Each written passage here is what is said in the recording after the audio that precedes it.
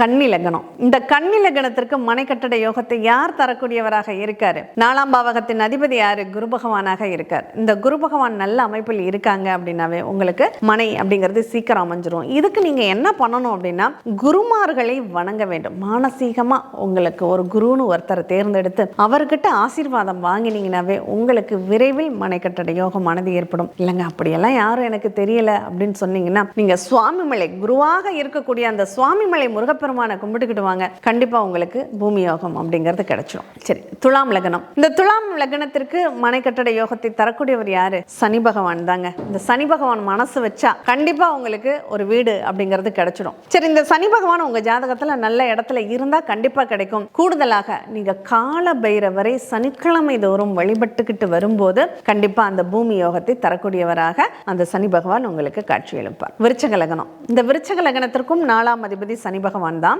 இங்க இந்த சனி பகவானுடைய ஆதிக்கத்தை பெறுவதற்கு நம்ம என்ன பண்ணணும்? சனிக்கிழமை தோறும் எள்ளு பொடி தயார் பண்ணி அந்த எள்ளு உருண்டை அப்படிங்கறத நீங்க தானமாக கொடுத்துக்கிட்டு வர்றீங்க அப்படின்னா உங்களுக்கு விரைவில் இனிப்பான, அதுவும் ஸ்தல சயன பெருமாள் எங்க இருந்தாலும் சரி, இங்க நம்ம சென்னை பக்கத்துல உள்ள மக்களுக்கு எல்லாம் மகாபலிபுரம் அருமையான ஒரு ஆலயம், அந்த மாதிரி ஸ்தல சயன பெருமாளை போய் நீங்க வழிபாடு பண்றீங்கன்னா கண்டிப்பா உங்களுக்கு பூமி யோகம் அப்படிங்கிறது விரைவில் கிடைக்கும்.